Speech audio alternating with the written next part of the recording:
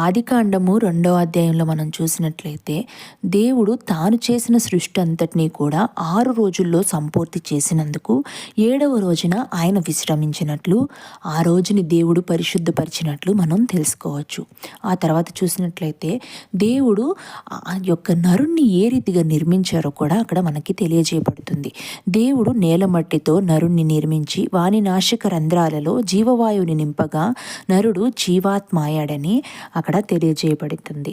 ఆ తర్వాత చూసినట్లయితే అక్కడ ఒక ఏదేను తోటని దేవుడు సృష్టించినట్లు కూడా మనకి తెలియజేయబడుతుంది. ఆ యొక్క ఏదేను తోటలో చక్కటి ఫలాలు ఇచ్చే వృక్షాలు చక్కగా అక్కడంతా కూడా చాలా బాగున్నట్లు మనకి తెలియజేయబడుతుంది. తర్వాత ఆదాముని ఆ యొక్క ఏదేను తోటలో ఉంచుతారు దేవుడు. ఉంచి అక్కడ ఉన్నటువంటి ఫలాలు అన్నీ కూడా నువ్వు తిను, కాకపోతే అక్కడ మంచి చెడ్డల తెలివినిచ్చే వృక్షము ఆ యొక్క ఫలాల్ని నువ్వు తినవద్దు అని దేవుడు ఆదాముకి మొదటి ఆజ్ఞను ఇచ్చినట్లు మనం అక్కడ చూస్తాము.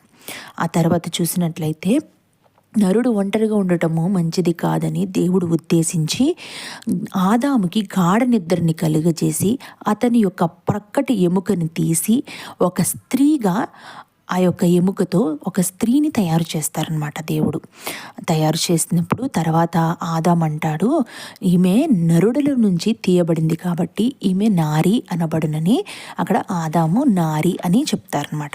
తర్వాత చూసినట్లయితే వారు దిగంబరులుగా ఉన్నట్లు, వారికి సిగ్గు తెలియనటువంటి ఒక పసి బిడ్డల్ని పోలినటువంటి మనస్తత్వము వారికి కలిగి ఉన్నట్లు మనం చూడవచ్చు. అక్కడితో 2వ అధ్యాయం అయ్యింది.